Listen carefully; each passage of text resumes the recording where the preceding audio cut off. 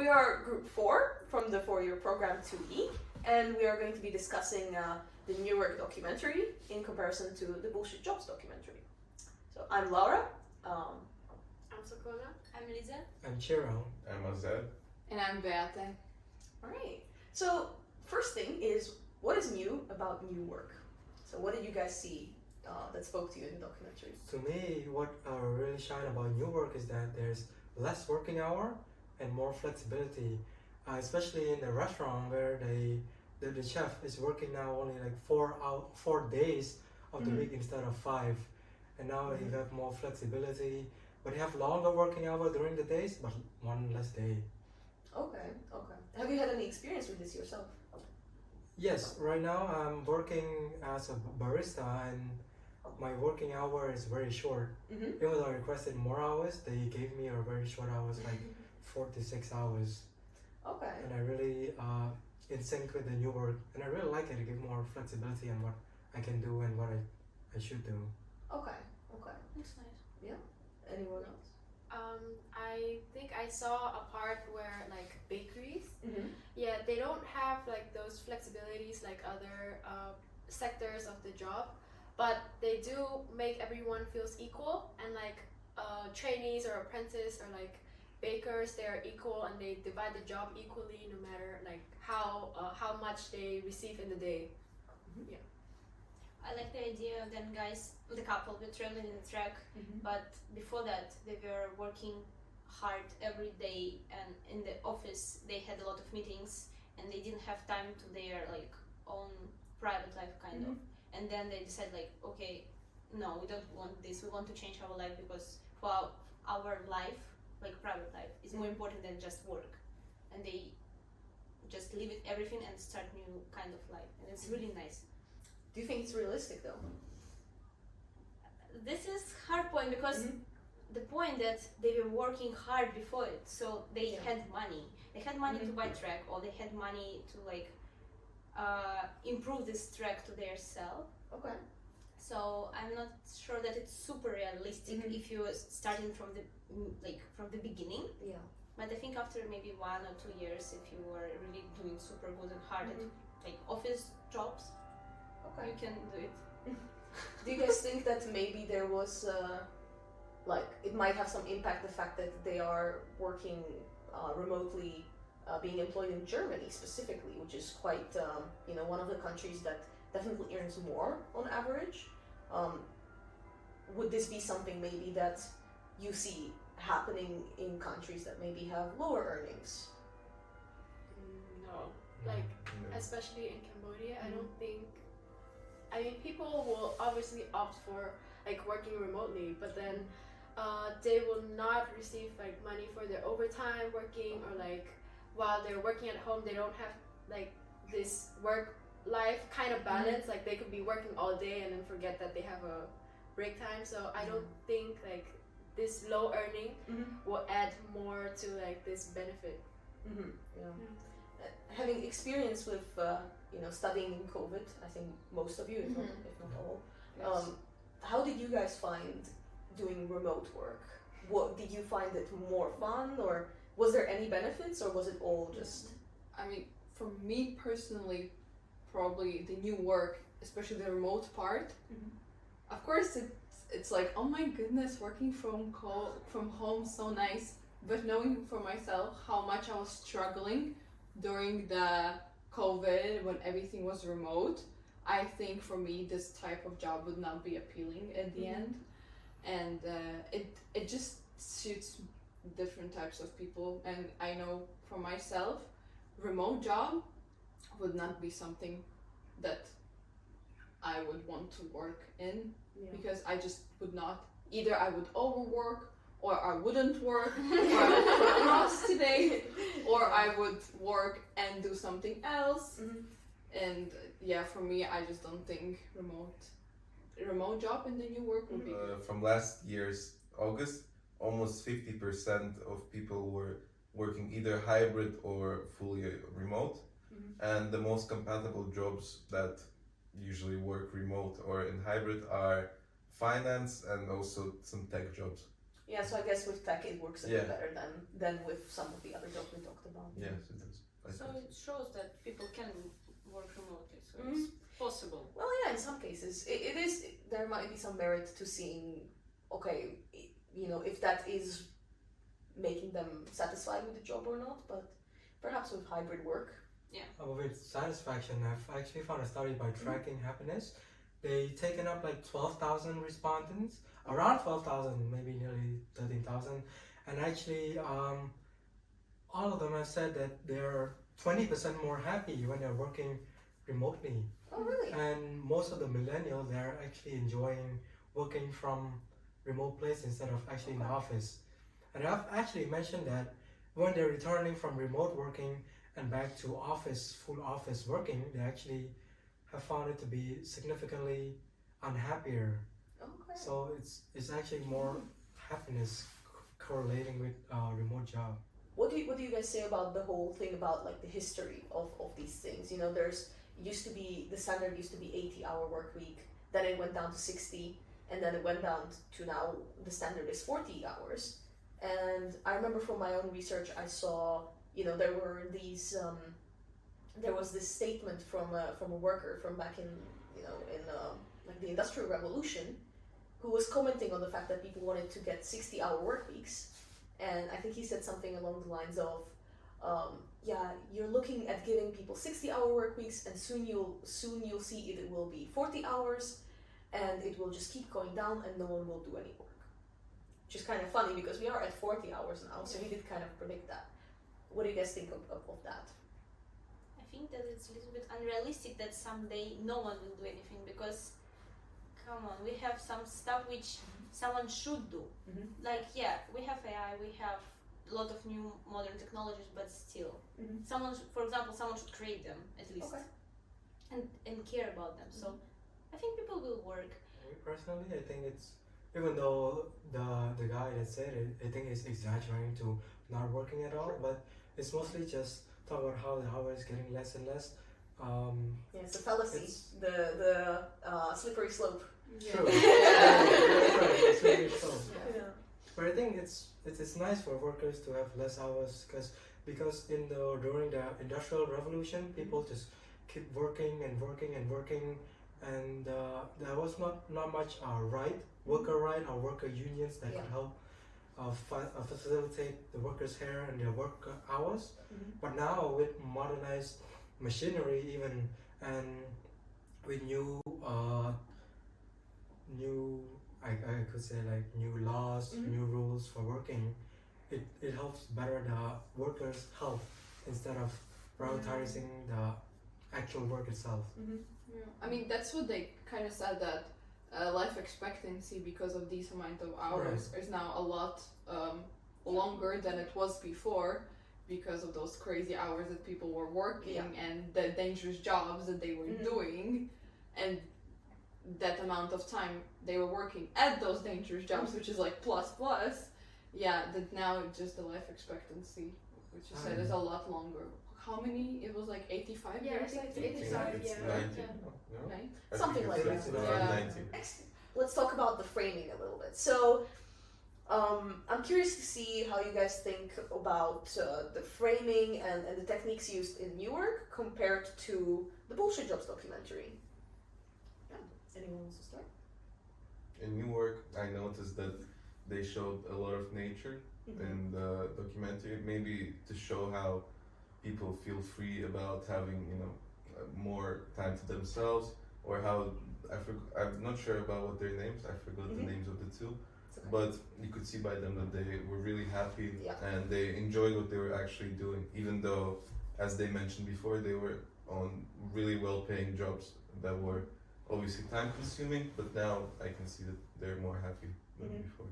And do you see some difference in that compared to the Bullshit Jobs documentary? The Bullshit Job, it had like a lot of buildings, Okay. buildings, and when they were just there was a text that was in Dutch and when that was translated, and it was literally just someone filming how he goes through all those office buildings. Oh, with the coffee cup. Yeah, just through. It was just a scene and everything gray, and then you just go through all the office buildings and shows all the windows of office buildings, how all they look the same, how everything is great. And there was nature in the first one. Sorry. And also I think that this point about buildings, that almost at the end of the bullshit jobs, they have the sand and you see just legs, how people almost running to the jobs, and also gray, and the new works, you don't see it because everything is so peaceful, everything is so like, we enjoying the moment, we enjoying the life, we enjoying it's nice. I want to add on that, like comparing the two, like new work, you see all the workers, they're like smiling, they're happy, they're enjoying their new work. But like in the corporate setting for the bullshit job, like even there's one scene where the guy is not even showing his face. He's remaining anonymous, he's scared of the corporate, of what maybe the HR would think of it, and he's really hiding himself. And the people in your work is actually like wanting to be there, they are very happy in the job. And I feel like the people in the bullshit job, they are very miserable working. And the way they frame it, the color and such. Definitely. And since you mentioned the color, definitely you can immediately see, the scenes that are in bullshit jobs with the fish lens, the circular clips, that is so blue saturated and so like color coded and adjusted to make this really bleak sort of horrible looking thing compared to as Azar mentioned, like the nature and the green and these things, even, and as you said, like at the end of both of the documentaries, at the end of the bullshit jobs, you have people running around cities, cityscapes, blue-toned, gray. At the end of New Jobs, you have, I think if I remember correctly, a pan-out shot at a house in the middle of some sort of a field. It really is such a contrast to each other. And, there is perhaps some merit to think about, like, okay, what is the reason that they chose to do this? Because at some point, I'm a little bit of a skeptic personally. I like to play the devil's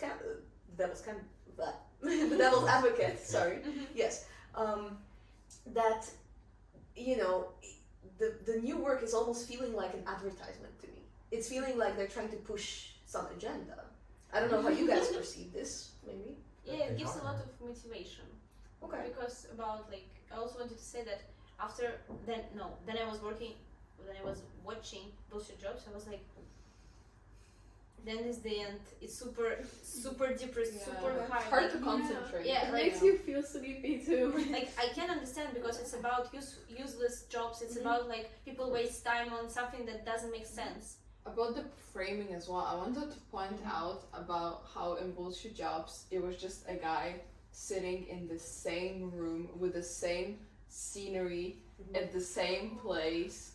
All the time. It was the majority of the documentary. And then in the new jobs, it's like, new work, it's like, oh, they're talking and there's this scenery, they're talking and there's this scenery, and then they're on a mountain, and then they talk next to her father's like small workshop, and then there are also the bakery, and also they talk on the scene with bread. Then there's a scene with social media and everything, and there's just so many scenes, and they talk, and there's these also talking videos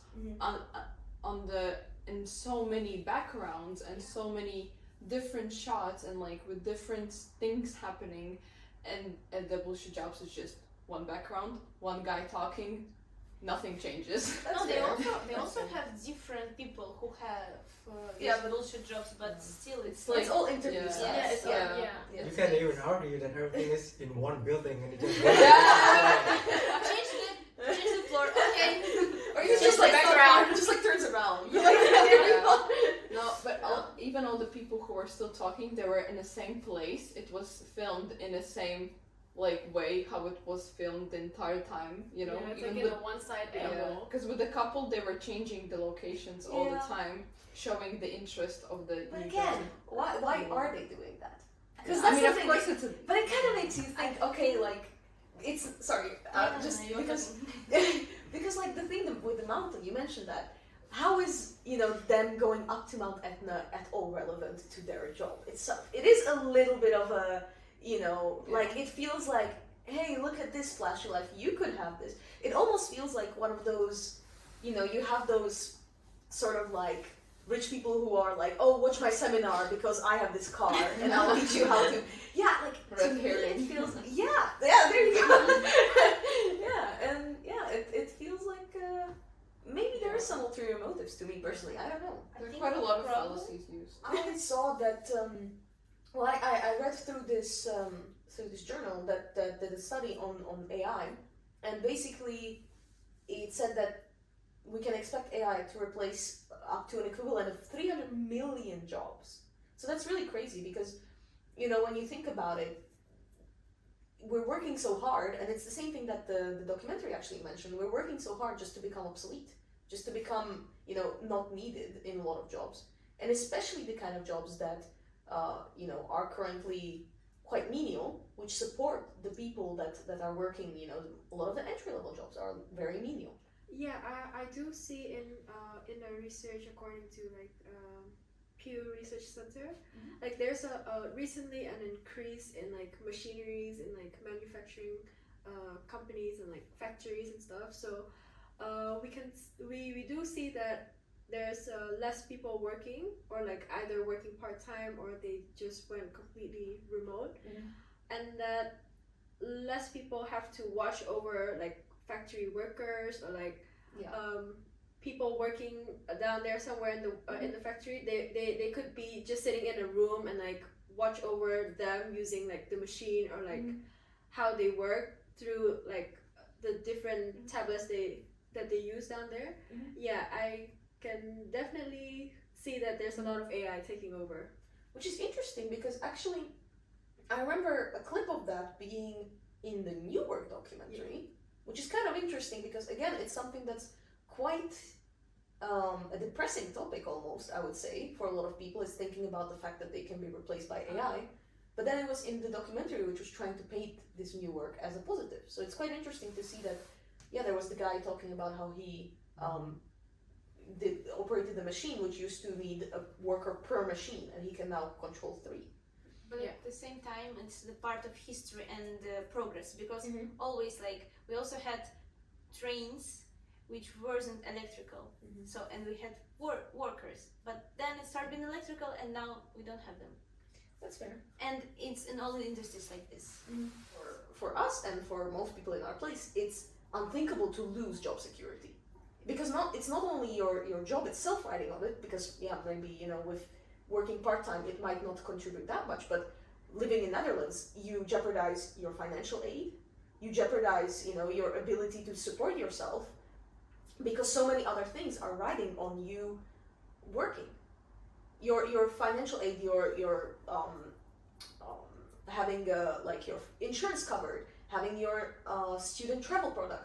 If you're an international student, all of this is riding on the fact that you have a job, and you know, just quitting your job because maybe you get this idea that you can have this perfect job.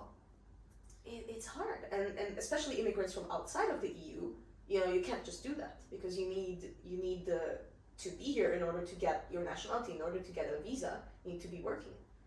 So do you think the documentary about new work could be a bit misleading, or? I think so, personally. I think so a little bit. I did also want to mention, in terms of framing, I was curious how you guys looked at it in bullshit jobs compared to new work. There were no bosses, no higher ups mentioned, except for the ones who used to work, and even then, some of them were anonymous. Whereas in the new work, a lot of the bosses of these people were included. What do you guys think of that? Maybe they want to show, like, promote the bosses, saying, oh, look at them, they did so well, their employees are happy, and happy employees is the key to, I don't know, success. Yeah. But in bullshit jobs, they decided to keep them away just to show how unhappy the employees are. It really stuck with me, the thing they said about the emperor has no clothes. And I think that's such a powerful message, because yes, a lot of the time, especially being, you know, the little sort of, so to say, foot soldier, or you know, the pawn on the chessboard, you don't have a say. And if you try to speak up, if you try to be the person that shifts the order of things, you're losing your job. You're losing the opportunity for a promotion. You're jeopardizing your life.